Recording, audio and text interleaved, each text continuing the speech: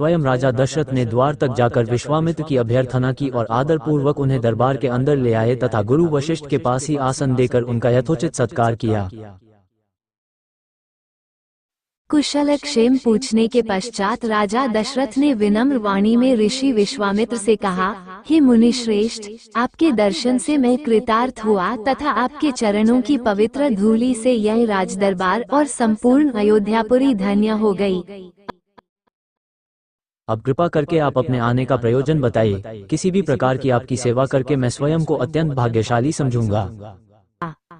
राजा के विनयपूर्ण वचनों को सुनकर मुनि विश्वामित्र बोले, हे राजन, आपने अपने कुल की मर्यादा के अनुरूप ही वचन कहे हैं। इक्ष्वाकु वंश के राजाओं की श्रद्धा भक्ति गौ, ब्राह्मण और ऋषि मुनियों के प्रति सदैव ही रही है। मैं आपके पास एक विशेष प्रयोजन से आया हूँ। समझिए कि कुछ मांगने के लिए आया हूँ। यदि आप मुझे वांछित वस्तु देने का वचन दें तो मैं अपनी मांग आपके सामने प्रस्तुत करूँ। आपके वचन न देने की दशा में मैं बिना कुछ मांगे ही वापस लौट जाऊंगा। महाराज दशरथ ने कहा, हे ब्रह्मर्षि, आप निसंकोच अपनी मांग रखें। संपूर्ण विश्व जानता है कि रघुकुल के राजाओं का वचन ही उनकी प्रतिज्ञा होती है। आप मांग तो मैं अपना शीश काटकर भी आपके चरणों में रख सकता हूँ। इक्ष्वाकु वंश के राजाओं की श्रद्धा भक्ति गौ, ब्राह्मण और ऋषि मुनियों के प्रति सदैव ही रही है। मैं आपके पास एक विशेष प्रयोजन से आया हूँ। समझिए कि कुछ मांगने के लिए आया हूँ। यदि आप मुझे वांछित वस्तु देने का वचन दें तो मैं अपनी मांग आपके सामने प्रस्तुत करूँ। आपके वचन न देने की दशा में मैं बिना कुछ मांगे ही वापस लौट जाऊंगा। उनके इन वचनों से आश्वस्त ऋषि विश्वामित्र बोले, राजन, मैं अपने आश्रम में एक यज्ञ कर रहा हूँ। इस यज्ञ के पूर्णाहुति के समय मारीच और सुबाहु नाम के 2 राक्षस आकर रक्त, मांस आदि अपवित्र वस्तुएं यज्ञ वेदी में फेंक देते हैं। इस प्रकार यज्ञ पूर्ण नहीं हो पाता। ऐसा वे अनेक बार कर चुके हैं। मैं उन्हें अपने तेज से श्राप देकर नष्ट भी नहीं कर सकता, क्योंकि यज्ञ करते समय क्रोध करना वर्जित है। मैं जानता हूँ कि आप मर्यादा का पालन करने वाले ऋषि मुनियों के हितैषी एवं प्रजावत्सल राजा हैं। मैं आपसे आपके ज्येष्ठ पुत्र राम को मांगने के लिए आया हूँ, ताकि वह मेरे साथ जाकर राक्षसों से मेरे यज्ञ की रक्षा कर सके और मेरा यज्ञानुष्ठान निर्विघ्न पूरा हो सके।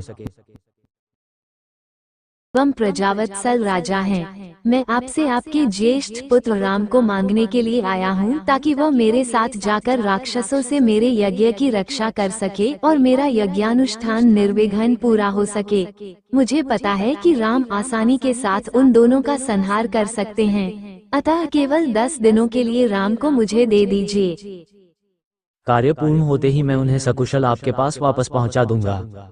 विश्वामित्र की बात सुनकर राजा दशरथ को अत्यंत विषाद हुआ। ऐसा लगने लगा कि अभी वे मूर्छित हो जाएंगे। फिर स्वयं को संभाल कर उन्होंने कहा, हाँ मुनिवा, राम अभी बालक है। राक्षसों का सामना करना उसके लिए संभव नहीं होगा। आपके यज्ञ की रक्षा करने के लिए मैं स्वयं ही जाने को तैयार हूँ। विश्वामित्र बोले, राजन, आप तनिक भी संदेह न करें कि राम उनका सामना नहीं कर सकते। मैंने अपने योग बल से उनकी शक्तियों का अनुमान लगा लिया है। इस पर राजा दशरथ ने उत्तर दिया, हे मुनिश्रेष्ठ, राम ने अभी तक किसी राक्षस के माया प्रपंचों को नहीं देखा है और उसे इस प्रकार के युद्ध का अनुभव भी नहीं है। जब से उसने जन्म लिया है, मैंने उसे अपनी आंखों के सामने से कभी ओझल भी होने नहीं दिया है। उसके वियोग से मेरे प्राण निकल जाएंगे। आपसे विनय है कि कृपा करके मुझे ससैन्य चलने की आज्ञा दें।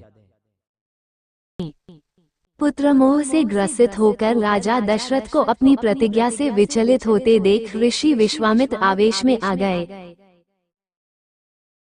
उन्होंने कहा, राजन, मैं नहीं जानता था कि रघुकुल में अब प्रतिज्ञा पालन करने की परंपरा समाप्त हो गई है। यदि जानता होता तो मैं कदापि नहीं आता। लो, मैं अब चला जाता हूँ। बात समाप्त होते होते उनका मुख क्रोध से लाल हो गया। विश्वामित्र को इस प्रकार क्रुद्ध होते देखकर दरबारी एवं मंत्रीगण भयभीत हो गए और किसी प्रकार के अनिष्ट की कल्पना से वे कांप उठे। गुरु वशिष्ठ ने राजा को समझाया, हे राजन, पुत्र के मोह में ग्रसित होकर रघुकुल की मर्यादा, प्रतिज्ञा पालन और सत्यनिष्ठा को कलंकित मत कीजिए। मैं आपको परामर्श देता हूँ कि आप राम के बालक होने की बात को भूलकर एवं निश्चिंत होकर राम को मुनिराज के साथ भेज दीजिए। महामुनि अत्यंत विद्वान, नीति निपुण और अस्त्र शस्त्र के ज्ञाता हैं।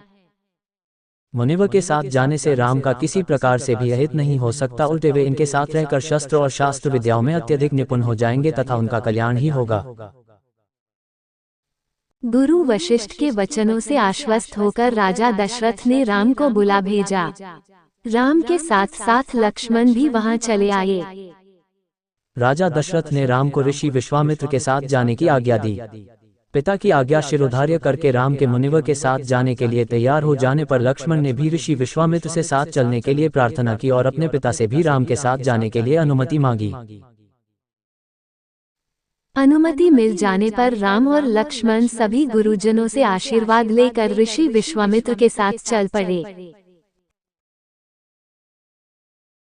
समस्त अयोध्यावासियों ने देख कि मंद धीर गति से जाते हुए मुनिश्रेष्ठ विश्वामित्र के पीछे पीछे कंधों पर धनुष और तरकस में बाण रखे दोनों भाई राम और लक्ष्मण ऐसे लग रहे थे मानो ब्रह्मा जी के पीछे दोनों अश्विनी कुमार चले जा रहे हों। अद्भुत कांति से युक्त दोनों भाई गौ की त्वचा से बने दस्ताने पहने हुए थे। हाथों में धनुष और कटी में तीक्ष्ण धार वाली कृपाणें शोभायमान हो रही थीं। ऐसा प्रतीत होता था मानो स्वयं शौर्य ही शरीर धारण करके चले जा रहे हों। लता विटपों के मध्य से होते हुए 6 कोस लंबा मार्ग पार करके वे पवित्र सरयू नदी के तट पर पहुँचे। मुनि विश्वामित्र ने स्नेहयुक्त मधुर वाणी में कहा, हे वत्स, अब तुम लोग सरयू के पवित्र जल से आचमन स्नानादि करके अपनी थकान दूर कर लो, फिर मैं तुम्हें प्रशिक्षण दूंगा। सर्वप्रथम मैं तुम्हें बला और अतिबला नामक विद्याएं सिखाऊंगा। इन विद्याओं के विषय में राम के द्वारा जिज्ञासा प्रकट करने पर ऋषि विश्वामित्र ने बताया, ये दोनों ही विद्याएं असाधारण हैं। इन विद्याओं में पारंगत व्यक्तियों की गिनती संसार के श्रेष्ठ पुरुषों में होती है। विद्वानों ने इन्हें समस्त विद्याओं की जननी बताया है। इन विद्याओं में पारंगत व्यक्तियों की गिनती संसार के श्रेष्ठ पुरुषों में होती है। विद्वानों ने इन्हें समस्त विद्याओं की जननी बताया है। इन विद्याओं को प्राप्त करके तुम भूख और प्यास पर विजय पा जाओगे। इन तेजों में विद्याओं की सृष्टि स्वयं ब्रह्मा जी ने की है। इन विद्याओं को पाने का अधिकारी समझकर मैं तुम्हें इन्हें प्रदान कर रहा हूँ। राम और लक्ष्मण के स्नानादि से निवृत्त होने के पश्चात विश्वामित्र जी ने उन्हें इन विद्याओं की दीक्षा दी। इन विद्याओं के प्राप्त हो जाने पर उनके मुख मंडल पर अद्भुत कांति आ गई। तीनों ने सरयू तट पर ही विश्राम किया। गुरु की सेवा करने के पश्चात दोनों भाई तृण शैयाओं पर सो गए।